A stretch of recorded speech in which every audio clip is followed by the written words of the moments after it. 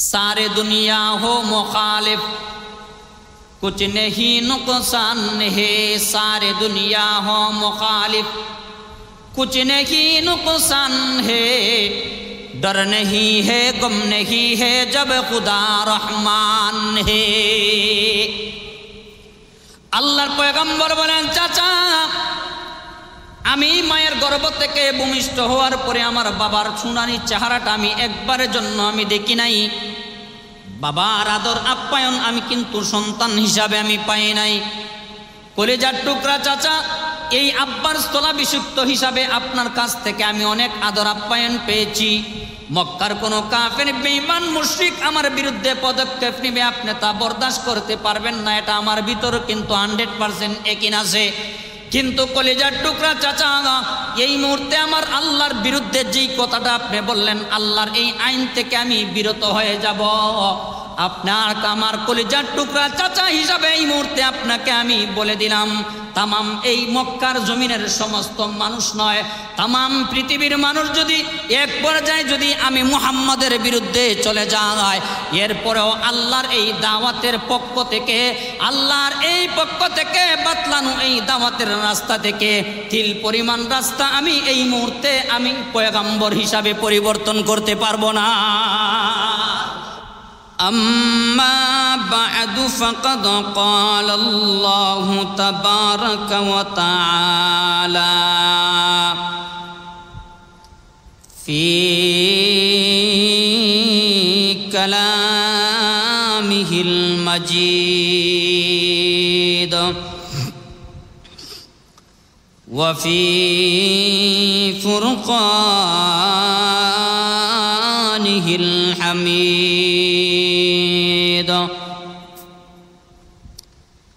أعوذ بالله من الشيطان الرجيم.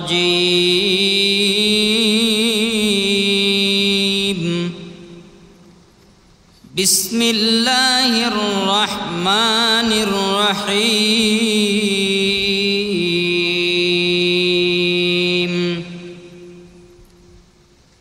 إذ تستغيثون ربكم فاستجاب لكم أني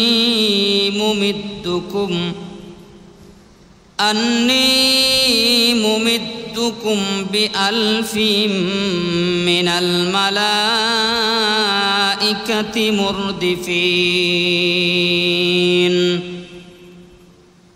وما جعله الله إلا بشرى ولتطمئن به قلوبكم وما النصر إلا من عند الله إن الله عزيز حكيم. بارك الله لنا ولكم في القرآن العظيم ونفعنا وإياكم بالآيات والذكر الحكيم. سبحانك لا علم لنا إلا ما علمتنا إنك أنت العليم الحكيم. سبحان ربك رب العزة عما يصفون وسلام على المرسلين والحمد لله رب العالمين. صلى الله على سيدنا ومولانا محمد وعلى آله وأصحابه وسلم. لا إله إلا الله. জোর আওয়াজে সবাই পড়েন লা ইলাহা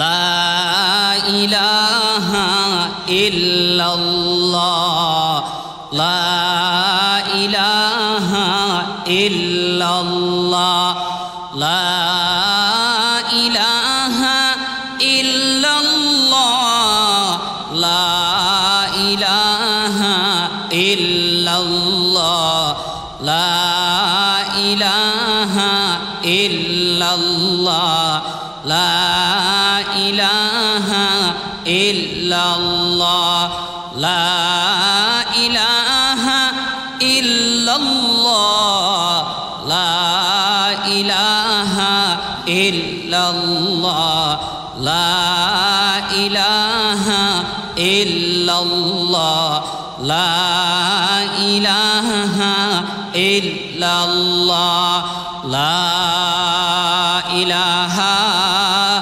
ইল্লাল্লাহু মুহাম্মাদুর রাসূলুল্লাহ সাল্লাল্লাহু আলাইহি ওয়াসাল্লাম।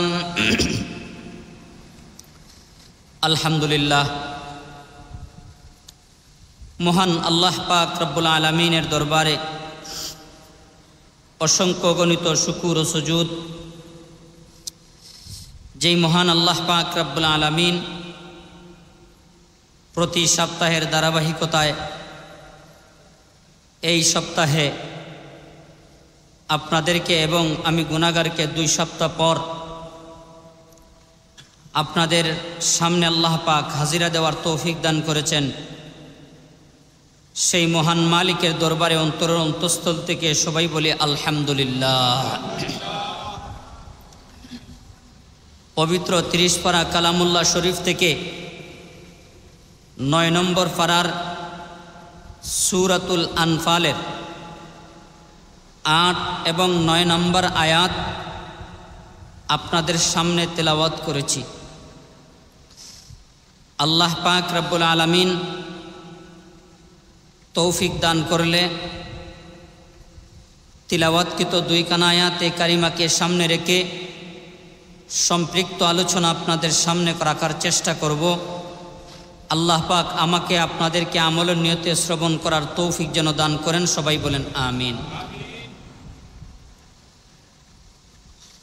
আল্লাহ পাক রব্বুল আলামিন আপনি আমার পয়গম্বরকে আল্লাহ পাক এই রবিউল আউয়াল মাসে ভাগ্যবতী একজন নারীর গর্ভের মাধ্যমে এই পৃথিবীর জমিনে আল্লাহ পাক ভূমিষ্ঠ করেছিলেন। আল্লাহর পয়গম্বর যেই মুহূর্তে এই জমিনের বুকে আগমন করেছিলেন, ওই মুহূর্তটার আগ থেকেই যেই মায়ের গর্ভে তিনি ছিলেন, উনি নিজে বর্ণনা করেন যে এই সন্তানটা যতদিন পর্যন্ত আমার ভিতরে ছিল ততদিন পর্যন্ত আল্লাহ অনেক বড় বড় নিয়ামত আল্লাহ আমার নসিবের মধ্যে দান করে দিয়েছিলেন। ওই আল্লাহর পয়গম্বর দুনিয়াতে ভূমিষ্ঠ হওয়ার পর 40 বছর বয়সে আল্লাহ যখন নবুয়তির দায়িত্ব নবীকে দান করলেন, তখন ওনার পাড়া প্রতিবেশী, ওনার ফ্যামিলি সহ সবাই আশ্চর্য হয়ে গেছে। জিন্দিগি ভর যেই রাস্তা দিয়া চললাম, আজকে আমাদের ফ্যামিলিতে যেই সন্তান জন্মগ্রহণ করলো, আজকে সে অন্য পথ অবলম্বন করলো এবং অন্য পথ অবলম্বন করার দাওয়াত আর আহ্বান আমাদেরকে করতে লাগলো। নবী আলাইহিস সালাতু ওয়াস সালাম আল্লাহর পক্ষ থেকে নবুয়তের দায়িত্ব পাওয়ার পর মক্কার কাফের বেঈমান মুশরিকদেরকে বললেন, তোমরা বলো তো দেখি, আমি যদি একবার তোমাদেরকে বলি ওই পাহাড়ের পিছন দিকে শত্রু লুকায়িত আছে, তোমাদের উপরে আক্রমণ করবে, তোমরা বিশ্বাস করবে কিনা? সবাই সমস্বরে এক বাক্যে এক আওয়াজে সবাই বলল, ও আব্দুল্লাহর ছেলে মুহাম্মদ, 40 বছর পর্যন্ত আপনার কাছ থেকে কোনো দুর্ব্যবহার পাই নাই, আপনার কাছ থেকে কোনো মিথ্যা কথা পাই নাই, সুতরাং আপনি বলবেন, বলার সাথে সাথে আমরা বিশ্বাস করব, এতে কোনো সন্দেহ আমাদের ভিতরে নাই। পয়গম্বর এই কথাটা শোনার সাথে সাথে এই সুযোগটা পাওয়ার পর তাদেরকে বললেন, তোমরা যেই দেবদেবীর পূজা আর উপাসনা তোমরা করতেছো, এই দেবদেবীর উপাসনা আর ইবাদত নিঃসন্দেহে তোমাদেরকে জাহান্নাম নামক ভয়াবহ আগুন আর আযাবের দিকে তোমাদেরকে নিয়ে যাবে। এই দিক থেকে তোমাদেরকে আমি সতর্ক করতেছি। এই কথা বলার সাথে সাথে তারা সবাই উল্টা কথা বলতে লাগলো যে না, সব কথা মেনে নিতে পারবো, কিন্তু আব্দুল্লাহর ছেলে মুহাম্মদ, এই কথাটা আমরা কোনোভাবেই তোমার পক্ষ থেকে আমরা কামনা করি না। এই কথা পালন করার কথা তুমি বলবে, এই কথাটা আমরা মেনে নিতেও আমরা পারবো না।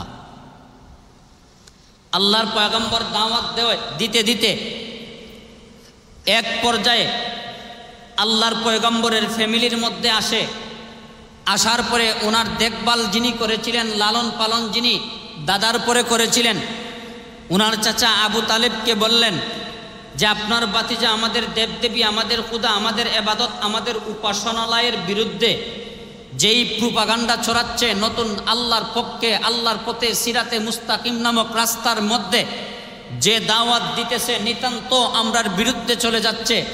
সুতরাং আমরা আর ধৈর্য ধারণ করতে পারবো না। আপনি যদি অনুমতি দেন তাহলে এই মুহূর্তেই আপনার বাতিজার উপরে, আপনার বাতিজার বিরুদ্ধে আমরা পদক্ষেপ নেওয়া শুরু করব। নাউজুবিল্লাহ বলেন। চাচা যখন রাতের বেলা আল্লাহর পয়গম্বরকে বললেন যে তুমি যদি এই রাস্তা থেকে বিরত না হও তাহলে তোমার বিরুদ্ধে তারা পদক্ষেপ নেবে। রাস্তা থেকে বিরত হলে যেইভাবে আদরের পুতুলের মতন সবার সামনে তুমি ছিলে, সবার কাছে তুমি ছিলে, সেভাবেই তুমি থাকবে, বরঞ্চ তোমার মান মর্যাদা তাদের কাছে আরও বাড়বে। বাতিজা, তুমি অতি সত্বর এই রাস্তা পরিত্যাগ করো, আর না হয় আমার অস্তিত্ব থাকবে না, বাতিজা হিসাবে তোমার অস্তিত্ব থাকবে না। তোমার উপরে যারা আক্রমণ করবে তাদেরকে বাধা দেওয়ার মতন কোনো শক্তিও আমি চাচার ভিতরে ওই মুহূর্তে থাকবে না। এই কথাটা যখন বললেন, পয়গম্বরের অনুভূতিটা দেখেন। সারে দুনিয়া হো মুখালিফ कुछ नहीं नुकसान है, सारे दुनिया हो मुखालिफ कुछ नहीं नुकसान है, डर नहीं है गम नहीं है जब खुदा रहमान है। আল্লাহর পয়গম্বর বলেন, চাচা আমি মায়ের গর্ভ থেকে ভূমিষ্ঠ হওয়ার পরে আমার বাবার সুনানি চেহারাটা আমি একবারের জন্য আমি দেখি নাই। বাবার আদর আপ্যায়ন আমি কিন্তু সন্তান হিসাবে আমি পাই নাই। কলিজার টুকরা চাচা, এই আব্বার স্থলাভিষিক্ত হিসাবে আপনার কাছ থেকে আমি অনেক আদর আপ্যায়ন পেয়েছি। মক্কার কোনো কাফের বেঈমান মুশরিক আমার বিরুদ্ধে পদক্ষেপ নেবে, আপনি তা বরদাস্ত করতে পারবেন না, এটা আমার ভিতর কিন্তু 100% একিন আছে। কিন্তু কলিজার টুকরা চাচা, এই মুহূর্তে আমার আল্লাহর বিরুদ্ধে যেই কথাটা আপনি বললেন, আল্লাহর এই আইন থেকে আমি বিরত হয়ে যাব। আপনার আমার কলিজার টুকরা চাচা হিসাবে এই মুহূর্তে আপনাকে আমি বলে দিলাম, তামাম এই মক্কার জমিনের সমস্ত মানুষ নয়, তামাম পৃথিবীর মানুষ যদি এক পর্যায়ে যদি আমি মুহাম্মাদের বিরুদ্ধে চলে যায়, এরপরেও আল্লাহর এই দাওয়াতের পক্ষ থেকে, আল্লাহর এই পক্ষ থেকে বাতলানো এই দাওয়াতের রাস্তা থেকে তিল পরিমাণ রাস্তা আমি এই মুহূর্তে আমি পয়গম্বর হিসাবে পরিবর্তন করতে পারবো না। না, এটা সম্ভব না। তারা যেমন বলেছে এই দাওয়াত গ্রহণ করা তাদের পক্ষে সম্ভব না, আমিও আপনার সামনে চাচা হিসাবে বলে দিলাম এই দাওয়াত রাস্তা পরিবর্তন করা আমি মুহাম্মদের পক্ষেও সম্ভব না। এক পর্যায়ে সবাই যখন চড়াও হয়ে গেছে, এই জমিন যখন সংকীর্ণ হয়ে গেছে, মক্কার জমিন একদম সংকীর্ণ হয়ে গেছে, আল্লাহর পক্ষ থেকে দায়িত্বপ্রাপ্ত হয়েছেন, ওগো পয়গম্বর আপনি চলে যান মক্কার জমিন ছেড়ে। আল্লাহু আকবার।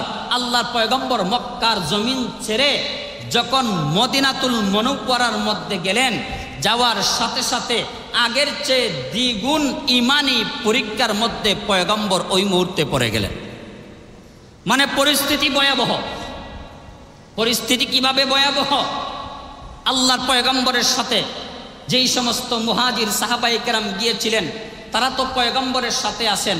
আনসার অনেক সাহাবী আল্লাহর পয়গম্বরের মুবারক হাতে হাত রাইখা কালেমা পড়া মুসলমান হয়েছেন আর বলেছেন, ওগো আল্লাহর পয়গম্বর, দ্বীনের দাওয়াত দিতে যাইয়া, আপনার নবুয়তির দায়িত্ব পালন করতে যাইয়া যেই জায়গায় যা কিছু করা লাগে আপনি করবেন, সহযোগিতা যা করা লাগে মরণ পর্যন্ত আমাদের কাছ থেকে ইনশাআল্লাহ আপনি যথাযথভাবে পেয়ে যাবেন। আনসার যারা ওই মদিনার মাটির সন্তান, এক পর্যায়ে এইরকমভাবে এই দুর্বিষহ সময় আসতে আসতে এক পর্যায়ে ওই মদিনাতুল মুনাওয়ারায় থাকা অবস্থায় যেই আয়াতে কারিমা আপনাদের সামনে তিলাওয়াত করেছি, যেই ঘটনার পরিপ্রেক্ষিতে যে আয়াত আল্লাহ নাজিল করেছেন, এই ঘটনাটা হলো বদরের প্রান্তরের ঘটনা। এই বদরের প্রান্তর কোথায় অবস্থিত? এই মদিনার দক্ষিণ দিকে পশ্চিম সাইড নিয়া প্রায় 155 অথবা বর্তমান সময়ের হিসাবে 160 কিলোমিটার দূরে ওই বদরের প্রান্তর অবস্থিত। কেউ কেউ বলেন এই বদরটা একটা কুফের নাম, কেউ কেউ বলেন এই বদরটা একটা জায়গার নাম। কুফের নাম হোক, জায়গার নাম হোক, দ্বিতীয় হিজরিতে আল্লাহর পয়গম্বরের সামনে এমন পরিস্থিতি চলে আসলো, সিরিয়ার মধ্যে আবু সুফিয়ান লিডার, মক্কার কাফেরদের এক লিডার আবু সুফিয়ানের কাফেলা ওই সিরিয়ার মধ্যে যাবে, বিশাল বড় ব্যবসার কাফেলা। আবু সুফিয়ানের মান্যত ছিল, আবু সুফিয়ানের নিয়ত ছিল ওই ব্যবসার মধ্যে যেই লভ্যাংশ আসবে, যেই মুনাফা আসবে, এই মুনাফার টাকা দিয়া আমি আব্দুল্লাহর ছেলে মুহাম্মদের বিরুদ্ধে বিশাল বড় একটা বাহিনী, তার বিরুদ্ধে আমি মদিনাতুল মুনাওয়ারায় প্রেরণ করে দিব। নাউজুবিল্লাহ বলেন। মান্যত করছে। এক পর্যায়ে আল্লাহর পয়গম্বরের কানের মধ্যে যখন সংবাদ আসলো যে তারা আক্রমণ করার জন্য মদিনাতুল মুনাওয়ারায় আসতেছে, আল্লাহর পয়গম্বর ওই মুহূর্তে মুহাজির এবং আনসার দুই গ্রুপ সাহাবায়ে কেরামদেরকে নিয়ে ওই মুহূর্তে তিনি পরামর্শের মধ্যে বসলেন। এই পরামর্শের মধ্যে আনসার সাহাবায়ে কেরাম, মুহাজির সাহাবায়ে কেরাম ছিলেন 82 জন, আর আনসার সাহাবায়ে কেরাম ছিলেন 231 জন। কয়জন?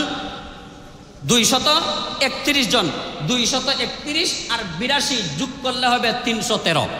কতজন? 313। 313 জন সাহাবায়ে কেরামদেরকে নিয়ে আল্লাহর পয়গম্বর পরামর্শ সভার মধ্যে বসলেন।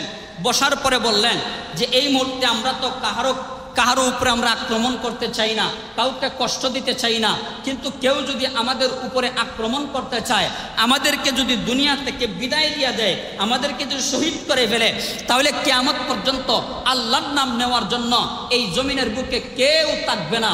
সুতরাং আমরা কিভাবে ওই যুদ্ধ থেকে আমরা আত্মরক্ষা করতে পারি, কিভাবে মুসলমানদের মান ইজ্জত হেফাজত করতে পারি, কিভাবে আল্লাহর দিন আল্লাহর জমিনের মধ্যে জিন্দা রাখতে পারি, এই নিয়ে আমাদের মধ্যে একটা পরামর্শ সভা এই মুহূর্তে অনুষ্ঠিত করা হইল। কথাগুলা খেয়াল করবেন, পয়গম্বরের কথা। সাইয়্যিদুনা হযরতে আবু বকর সিদ্দিক রাদিয়াল্লাহু তাআলা আনহু সবার সামনে দাঁড়িয়ে একটা ভাষণ দিলেন। আবু বকর সিদ্দিক রাদিয়াল্লাহু তাআলা আনহু ছিলেন 82 জনের মধ্যে একজন সাহাবী, অর্থাৎ মুহাজির। আল্লাহর পয়গম্বরের সাহাবী আবু বকর সিদ্দিক রাদিয়াল্লাহু তাআলা আনহু দ্বার্থহীন কণ্ঠে দাঁড়ায়া বললেন, ওগো আল্লাহর পয়গম্বর, আপনি আল্লাহর পক্ষ থেকে নবুয়তির দায়িত্ব মক্কার জমিনে পর্যন্ত শান্তির মতে আপনি দাওয়াত দিতে পারেন নাই। আজকে এই মক্কা থেকে হিজরত করে মদিনার বুকের মধ্যে এই মুহূর্তে আপনি চলে আসছেন। আজকে আবু সুফিয়ানের নেতৃত্বে যেই সমস্ত মুশরিকের দলেরা আপনার উপরে, আমাদের উপরে আক্রমণ করার জন্য আসতেছে, ওগো আল্লাহর পয়গম্বর, আপনি তাদের বিরুদ্ধে পদক্ষেপ নিতে যেইভাবে আপনি সাহস দিবেন, যেইভাবে পরামর্শ দিবেন, ইনশাআল্লাহ আমি আবু বকরের শরীরের প্রত্যেকটা বিন্দু রক্ত দিয়া হলেও আমি এই কাফেরদের বিরুদ্ধে ওই মাঠের মধ্যে আমি দাঁড়িয়ে থাকব। হযরতে আবু বকর সিদ্দিক রাদিয়াল্লাহু তাআলা আনহু উনি ওনার ভাষণের মধ্যে এই কথাটা বললেন, সাথে সাথে দ্বিতীয় নম্বরে আরেকজন সাহাবী দাঁড়িয়ে গেলেন। ওই সাহাবীর নাম প্রত্যেক জুমাবারের দ্বিতীয় খুতবার মধ্যে আপনারা খতিব সাহেবের জবান থেকে শুনেন, আসাদ্দুহুম ফি আমরিল্লাহি উমর। হযরতে উমরে ফারুক রাদিয়াল্লাহু তাআলা আনহু দাঁড়িয়ে গেলেন। দাঁড়ানোর পরে বলেন, ওগো আল্লাহর পয়গম্বর, আপনার প্রিয় সাহাবী আবু বকর সিদ্দিক রাদিয়াল্লাহু তাআলা আনহু যে বক্তব্য দিয়েছেন, এই বক্তব্যের মধ্যে আমি উমরও কিন্তু 100% এই মুহূর্তে একাত্মতা ঘোষণা করলাম। সুবহানাল্লাহ বলে একাত্মতা ঘোষণা করলাম, আমি একমত। কিন্তু পয়গম্বরের উদ্দেশ্য ছিল ভিন্ন। এই দুইজন সাহাবীর মুখ থেকে শুনবেন, এটা উদ্দেশ্য ছিল না, উদ্দেশ্য ছিল ভিন্ন। ভিন্ন উদ্দেশ্যটা কি? মুহাজির সাহাবায়ে কেরামের সংখ্যা মাত্র 82 জন, আনসার সাহাবায়ে কেরামের সংখ্যা 231 জন। একের পর এক মুহাজিরদের পক্ষ থেকে আল্লাহর পয়গম্বরের মতামতের উপরে একাত্মতার মতামত প্রকাশ হয়, কিন্তু আনসারদের মধ্য থেকে তো এমন কেউ দাঁড়ায় না। আল্লাহর পয়গম্বর অপেক্ষমান। হঠাৎ করে দূর থেকে একজন সাহাবী হাত উঠাইয়া আল্লাহর নবীজিকে ইশারা দিয়েছেন। আল্লাহর পয়গম্বর বলেন, কিছু বলবা নাকি? উনি বললেন, আমি কিছু বলতে চাই। ওই সাহাবী দাঁড়িয়ে বলেন, আল্লাহর পয়গম্বর, আপনার মাতৃভূমি সম্পূর্ণ ত্যাগ করে কুরবানি করে আপনি আমাদের জমিনের মধ্যে এসেছেন। আজকে ওই জমিনের মধ্যে আসার পরেও মক্কার বেঈমান কাফের মুশরিকেরা আমাদের উপরে আক্রমণ করার জন্য আসছে। ওগো আল্লাহর পয়গম্বর, আপনার সাথে মুহাজির সাহাবায়ে কেরাম যেইভাবে বক্তব্য দিয়ে একাত্মতা পোষণ করেছেন, ওগো আল্লাহর পয়গম্বর, আজকে আনসারদের মধ্য থেকে আমি একজন সাহাবী দাঁড়িয়ে বক্তব্যের মধ্যে বলে গেলাম, দুইজন সাহাবী যেই ভাষায় যেই নিয়তে তারা ইস্তেকামতের বক্তব্য আপনার সামনে দিয়েছেন, তাদের বক্তব্যের মধ্যে আমি একমত। শরীরের শেষ বিন্দু রক্ত থাকা পর্যন্ত জিহাদের ময়দানে আমি সাহাবী ওয়াদা দিলাম আপনার সাথে থাকবো। আল্লাহর পয়গম্বর, আপনি মনটা দুর্বল করবেন না। যেই মুহূর্তে এই আনসারদের মধ্যে একজন সাহাবী দাঁড়াইছেন, হুট করে আরেকজন সাহাবী দাঁড়াইছেন, আরেকজন সাহাবী দাঁড়াইছেন, দাঁড়াইতে দাঁড়াইতে দাঁড়াইতে দাঁড়াইতে এক পর্যায়ে মুহাজির 231 জনের বক্তব্য আসার পরে হাদিস শরীফের মধ্যে আছে, মুহাজির সাহাবায়ে কেরামের বক্তব্য আনসার সাহাবায়ে কেরামের বক্তব্য আসার সাথে সাথে আল্লাহর পয়গম্বরের চেহারার রং ওই মুহূর্তে পরিবর্তন হয়ে গেছে। আর একটু আস্তে করেন সুবহানাল্লাহ। রং পরিবর্তন হয়ে গেছে। আল্লাহর পয়গম্বরের ভিতরে সাহস আগের চাইতে দ্বিগুণ বেড়ে গেছে। 12ই রমজানুল মুবারক, রমজান মাসের 12 তারিখ আল্লাহর পয়গম্বর মদিনাতুল মুনাওয়ারা থেকে বের হয়েছেন ওই বদরের প্রান্তরে যাওয়ার জন্য। বদরের প্রান্তরে যাইয়া দেখেন ওই মুহূর্তে ওই মক্কার বেঈমান কাফের মুশরিকরা বদরের প্রান্তরে যেই জায়গার মধ্যে পানির কূপ ছিল, ওই জায়গাটা তারা তাদের অধীনে নিয়ে, ওই জায়গাটা তারা তাদের দখলদারিত্বে নিয়ে গেছে। পয়গম্বর চিন্তা করলেন, আমরা এখন এমন মরুভূমি জায়গার মধ্যে আমরা এসেছি, আপনারা ওই জায়গার মধ্যে যারা গিয়েছেন আপনারা বলতে পারবেন। আমি গুনাহগার গিয়েছি, আমি যাওয়ার পরে আমরা দেখেছি বাম সাইডে 2টা পাহাড় আর ডাইন সাইডে একটা পাহাড়, ওই পাহাড়ের ওই পাশে ওই কূপটা উপস্থিত। ওই কূপটা যখন তাদের অধীনে নিয়ে গেছে, পয়গম্বরের মনটা সামান্য ক্ষুণ্ণ হয়ে গেছে। আল্লাহর পয়গম্বর আল্লাহর কাছে মনে মনে দোয়া করলেন, আল্লাহ পাক এই দোয়া কবুল আর মঞ্জুর কইরা রাতের ভিতরেই ওই সাহাবায়ে কেরামের ওই সাইডের মধ্যে আল্লাহ পাক আসমান থেকে বৃষ্টি নামক নিয়ামত দ্বারা, আল্লাহ পাক নিয়ামত দ্বারা ওই জায়গাটাকে আল্লাহ তাআলা সাহাবায়ে কেরামদের জন্য ভরপুর করে দিলেন। বৃষ্টি তারা পায় নাই, পয়গম্বরের ওই সাইডের মধ্যে মুসলমানরা বৃষ্টি পেয়েছেন। বৃষ্টি পাওয়ার পরে তারা আশ্বস্ত হয়ে গেছেন। আশ্বস্ত হয়ে যাওয়ার পর হঠাৎ করে দেখতেছেন ঘোড়ার উপরে সওয়ার হইয়া একটা কাফের মুসলমানদের কাফেলার চতুর্দিকে ঘোরাফেরা করতেছে। নবী আলাইহিস সালাতু ওয়াস সালাম বললেন, তাকে পাকড়াও করো। পাকড়াও করার পর নবীজি বললেন, তার উপরে কোনো আঘাত করবা না, তাকে ধমক দিবা না, তাকে আমার কাছে নিয়ে আসো। আমি পয়গম্বর তাকে কয়েকটা প্রশ্ন করব, দেখি আমার প্রশ্নের জবাবগুলা যথাযথভাবে দেয় কিনা। আল্লাহর পয়গম্বর 1 নম্বর প্রশ্ন করলেন, তুমি কোন জায়গা থেকে এসেছো? তুমি কুরাইশদের পক্ষ থেকে এসেছো না আবু সুফিয়ানের কাফেলার পক্ষ থেকে এসেছো? ওই ব্যক্তিটা বারবার জবাব দিতেছে, ওগো আল্লাহর পয়গম্বর, আমি আবু সুফিয়ানের পক্ষ থেকে নয়, আমি কুরাইশ মুশরিকদের পক্ষ থেকে এই মুহূর্তে এসেছি। পয়গম্বর বলেন, কি জানতে চাও? উনি বলল যে আমাকে গুপ্তচর হিসাবে পাঠানো হয়েছে মুসলমানদের অবস্থাটা পর্যবেক্ষণ করে তার রেজাল্ট তাদের কাছে দিয়ে দেওয়ার জন্য।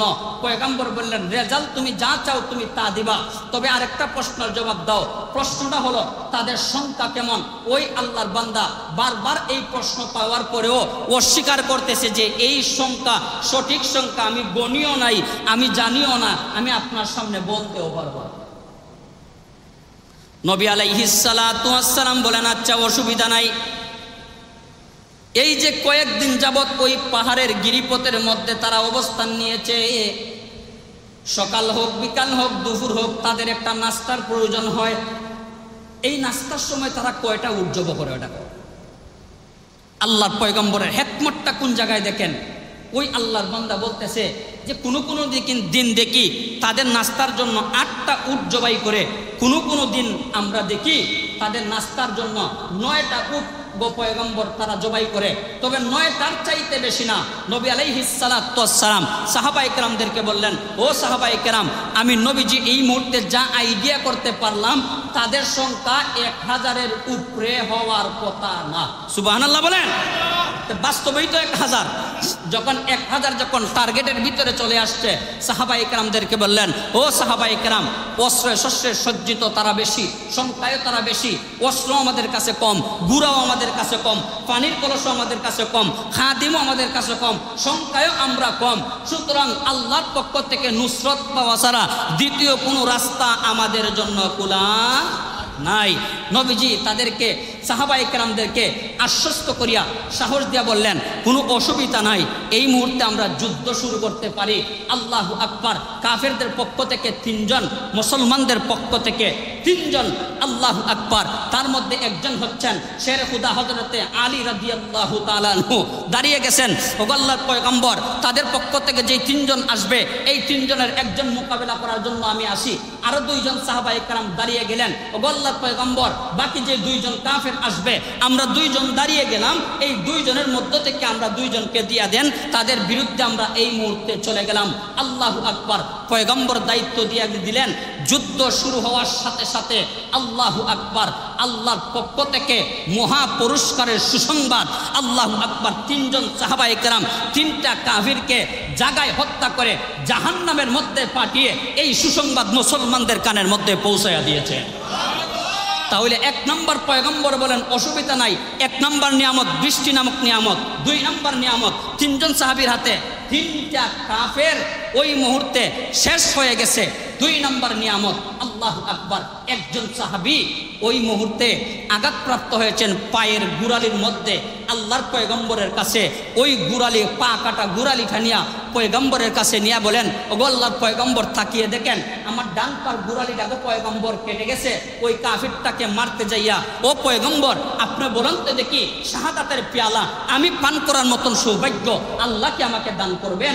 পয়গম্বর বলেন, সাহাবী, গত রাত্রে স্বপ্নে আমি দেখেছি আল্লাহ পাক তোমার এই দাওয়াতকে, তোমার এই জিহাদকে, তোমার এই কষ্টকে কবুল আর মঞ্জুর করিয়া শাহাদাতের মর্যাদা আল্লাহ পাক তোমাকে নগদ দান করিয়া দিছেন।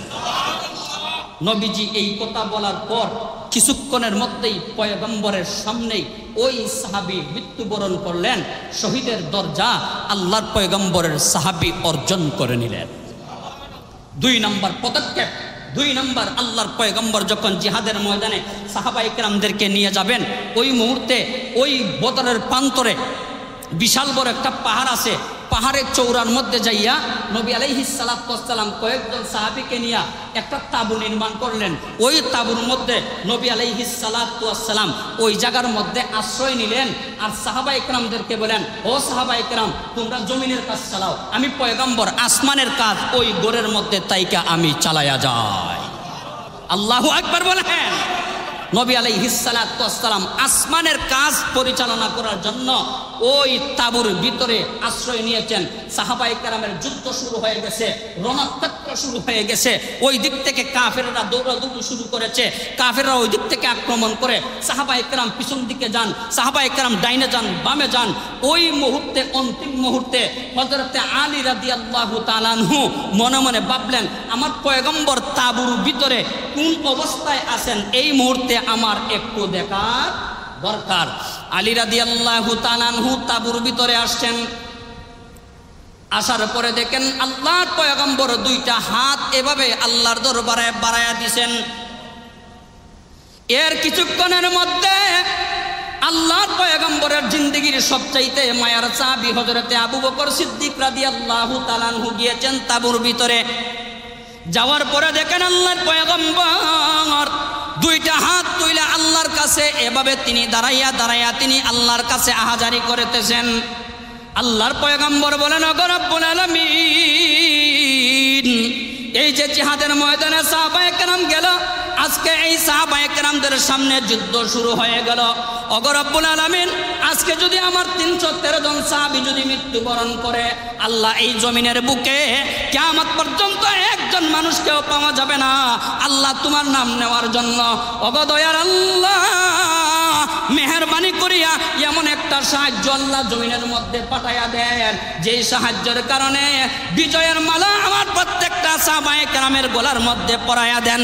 আল্লাহর পয়গম্বরের সাহাবী আবু বকর সিদ্দিক রাদিয়াল্লাহু তাআলা আনহু আল্লাহর পয়গম্বরের পিছনের মধ্যে এভাবে জড়াইয়া ধরেছেন, হাউমাউ করে কান্নাকাটি করে বলেন, ওগো আল্লাহর পয়গম্বর, আপনার চোখের কান্না আপনি বন্ধ করে দেন, আপনার কণ্ঠের আওয়াজ বন্ধ করে দেন। আমি পয়গম্বরের সাহাবী হিসাবে, আবু বকর হিসাবে আমি এই মুহূর্তে আমার দিলের ভিতরে কিন হয়ে গেছে। আপনি দুইটা হাত বাড়াইয়া যতটা কথা মহান মালিকের দরবারে আপনি করেছেন, প্রত্যেকটা কথা কবুল আর মঞ্জুর করেছেন। আল্লাহর দরবারে প্রত্যেকটা কথা কবুল আর মঞ্জুর হয়ে গেছে। এই মুহূর্তে থেকে আসমান থেকে গায়বী সাহায্য জিহাদের ময়দানে এই মুহূর্তে আসা শুরু হয়ে যাবে। পয়গম্বর, আপনি পেরেশানি করিয়েন না, কান্না বন্ধ করেন, আওয়াজ বন্ধ করেন। আসমান জমিন যেন আপনার কান্দায় আপনার আওয়াজে একাকার হয়ে যাচ্ছে। ওগো পয়গম্বর, আমার দিলের ভিতরে 100% একিনার বিশ্বাস হয়ে গেছে আল্লাহর পক্ষ থেকে গায়বী নুসরত আর সাহায্য এই মুহূর্তে আসা শুরু হয়ে যাবে। কে বলেছেন? হযরতে আবু বকর সিদ্দিক রাদিয়াল্লাহু তাআলা আনহু।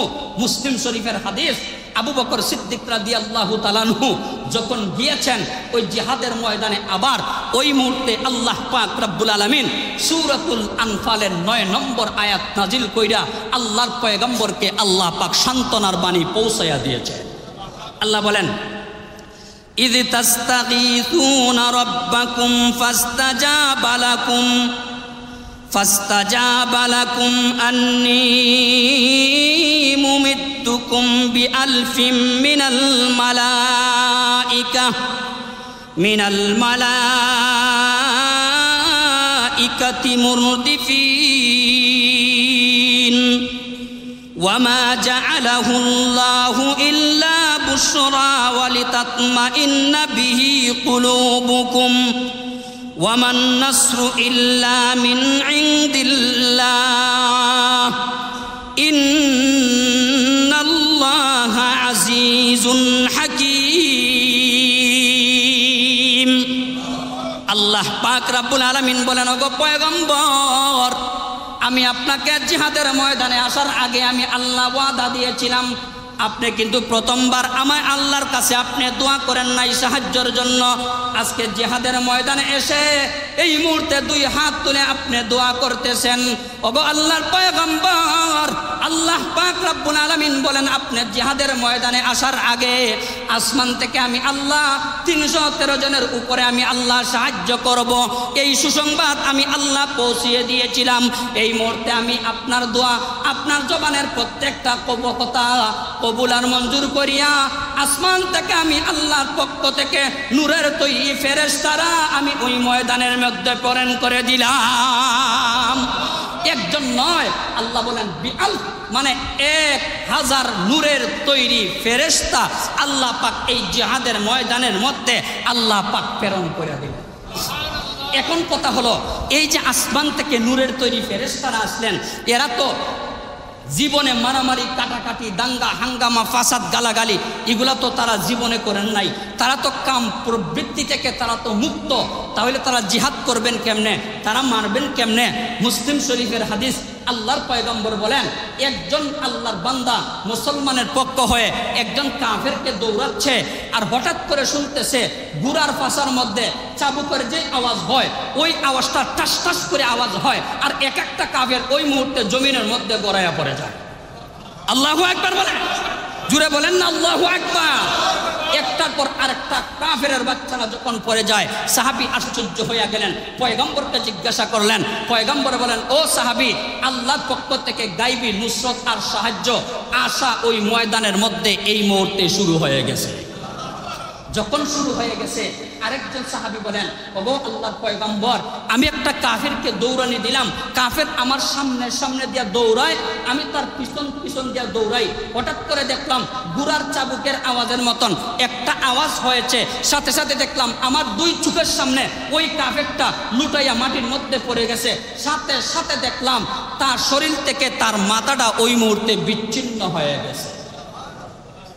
আল্লাহ পাক রব্বুল আলামিন আসমান থেকে ফেরেশতাদেরকে পাঠানোর আগে আল্লাহ পাক গায়বী আওয়াজ দিয়া বললেন, ও ফেরেশতারা, তোমরা এক কাজ করবা, কিভাবে মারবা তা তো তোমরা জানো না, কিভাবে ধরবা তা তো তোমরা জানো না, আমি আল্লাহ শিখিয়ে দিলাম। কাফেরদেরকে পাওয়ার সাথে সাথে তরবারি দ্বারা তাদের গর্দানের মধ্যে আঘাত করে সাথে সাথে মাথাটাকে শরীর থেকে তোমরা বিচ্ছিন্ন করে দিবা। এরপরে আল্লাহর পয়গম্বর বলেন, ও সাহাবায়ে কেরাম, তোমরা টেনশন করিও না, যেহেতু এই পরিমাণ সাহায্য চলে আসছে, সুতরাং বাকি সাহায্য আল্লাহর পক্ষ থেকে আসবে।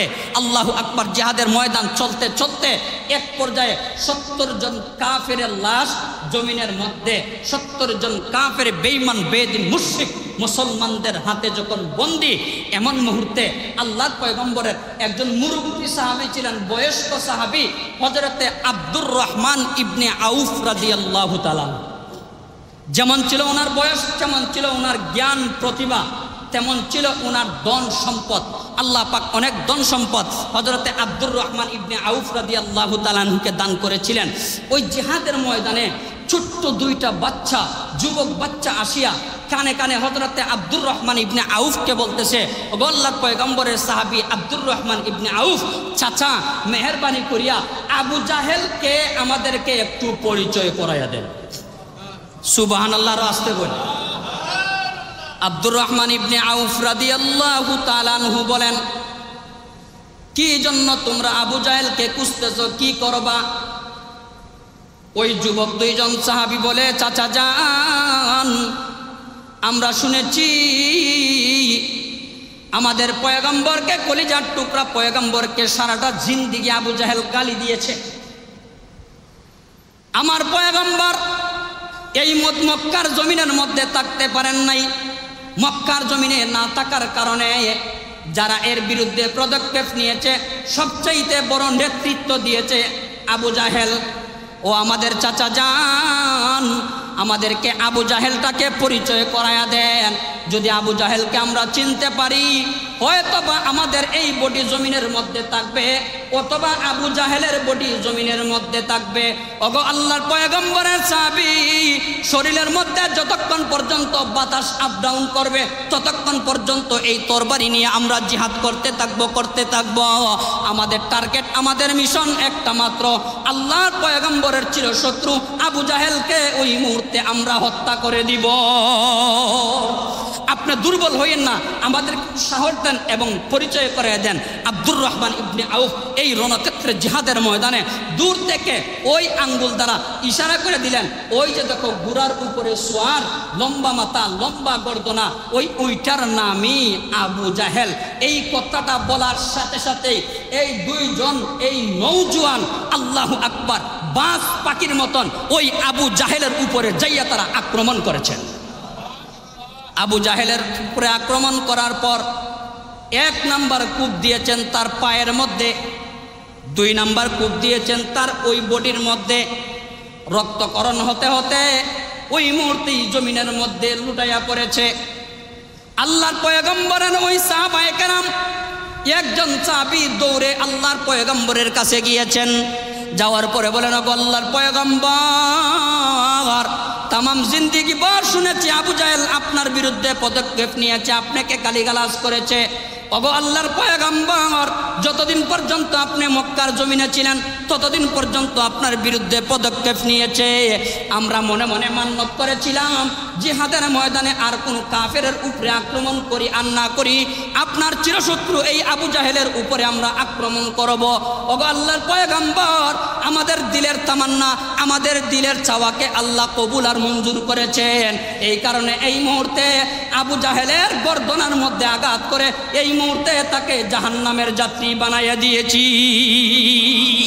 আল্লাহর পয়গম্বর হযরতে আব্দুল্লাহ ইবনে মাসউদ রাদিয়াল্লাহু তাআলা আনহুকে বললেন, ও আব্দুল্লাহ ইবনে মাসউদ, যাইয়া দেখো তো আবু জাহেলের অবস্থাটা কি, তারা কি বলে একটু যাচাই করো। আল্লাহু আকবার। আব্দুল্লাহ ইবনে মাসউদ রাদিয়াল্লাহু তাআলা আনহু বলেন, আমি জিহাদের ময়দানে যাইয়া দেখলাম, আল্লাহু আকবার, ওই আবু জাহেলের দমটা, শ্বাসটা এখনো পর্যন্ত তার ভিতর থেকে বাইর হয় নাই, এমনি আস্তে আস্তে করে নড়তেছে। আব্দুল্লাহ ইবনে মাসউদ বলেন, সাথে সাথে আমি এই কুখ্যাত কাফের, কুখ্যাত শত্রু, মুসলমানদের চিরশত্রু আবু জাহেলের বুকের উপরে দুই ঠ্যাং দুই ধারে দিয়া আমি ওই মুহূর্তে সোয়ার হয়ে বসে গেলাম। কত বড় কুখ্যাত কাফের চিন্তা করিয়েন।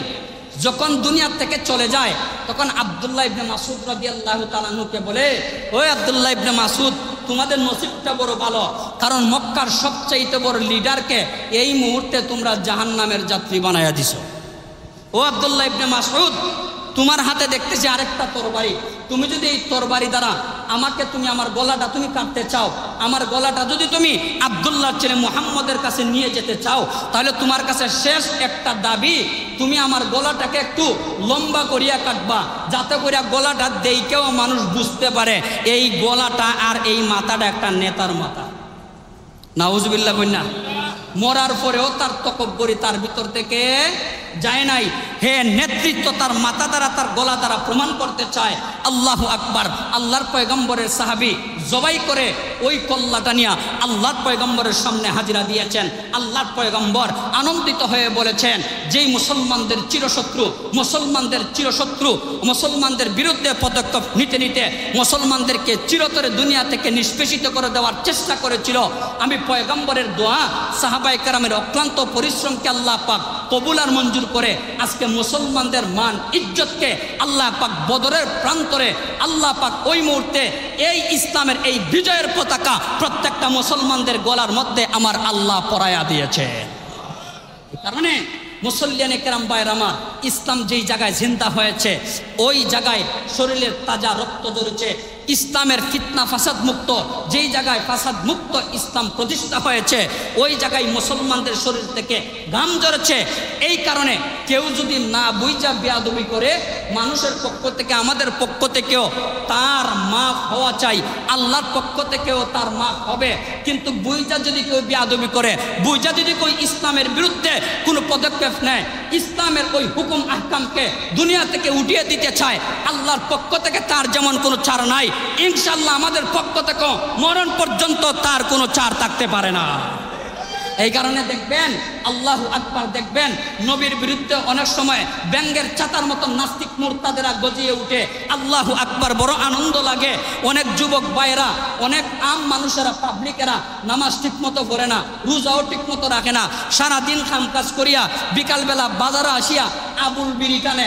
সেও যখন তার কানে শুনে যে আমার নবীর বিরুদ্ধে কথা বলেছে, ওই মুহূর্তে বিড়ির আগুন নিবাইয়া ওই মুহূর্তে নাস্তিক মুরতাদদেরকে জিন্দা দাফন করার জন্য তাদের বিরুদ্ধে ওই মুহূর্তে পদক্ষেপ নিয়ে নেয়। এই কারণে এই সমস্ত মুসলমানদের বিরুদ্ধে, এই কারণেই নবীজি বলেন, মান কানা ফি কলবিহি মিসকাল হাববাতিন মিন খারদালিন ঈমান। নবীজি বলেন, যার ভিতরে যাররা পরিমাণ ঈমান থাকবে ওই ঈমানওয়ালা একদিন না একদিন জান্নাতে যাবে। এই কারণে যাররা পরিমাণ ঈমানওয়ালারা জিন্দেগিতে নবীর বিরুদ্ধে, ইসলামের বিরুদ্ধে, কোরআনের বিরুদ্ধে, আল্লাহর বিরুদ্ধে কোনো আইন, কোনো কথা, কোনো হুকুম, কোনো লেখালেখি জিন্দেগিতে মরণ পর্যন্ত বরদাস্ত করতে পারে না। এই কারণে নবীজি বলেন, ও সাহাবায়ে কেরাম, তোমাদের কুরবানি, তোমাদের শরীরের রক্ত, তোমাদের শরীরের ঘাম, তোমাদের টাকা, তোমাদের পয়সা, তোমাদের ফ্যামিলি সব কিছুরে কুরবানি দিয়া জিহাদের ময়দানের মধ্যে এসেছিলা। যে বা যাহারা আজকে শাহাদাতের পেয়ালা পান করেছে, চিরস্থায়ী শান্তির ঠিকানা জান্নাতে চলে গেছে। আজকে তোমরা যারা শাহাদাতের পেয়ালা পান করো নাই, তোমাদের মাধ্যমে আল্লাহ পাক রব্বুল আলামিন ইসলামের বিজয়ের পতাকা তোমাদের হাতে দিয়েছেন। কিয়ামত পর্যন্ত এই ইসলাম, এই দ্বীন উম্মতের কাছে জিন্দা থাকবে। এই দ্বীনের বাতি, এই দ্বীনের আলো জানানি বাতি আসবে, তারা দুনিয়ার মধ্যে ধ্বংস হয়ে যাবে। ইসলাম নামক বাতিকে কেউ নিভাতে পারবে না। আল্লাহ পাক রব্বুল আলামিন আমাদের প্রত্যেককে আল্লাহ যেন এই ঈমানি দায়িত্ব কমাস কম সময়ে সময়ে পালন করার মতন তৌফিক আল্লাহ যেন আমাদেরকে দান করেন। সবাই বলেন আমিন। আর 5 ওয়াক্ত নামাজ সহ আল্লাহর মহান বড় বড় হুকুম, নবী আলাইহিস সালাতু ওয়াস সালামের আদর্শ আল্লাহ পাক মরণ পর্যন্ত আমাদেরকে বুকের সাথে জড়িয়ে রাখার তৌফিক আল্লাহ যেন দান করেন। সবাই বলেন আমিন।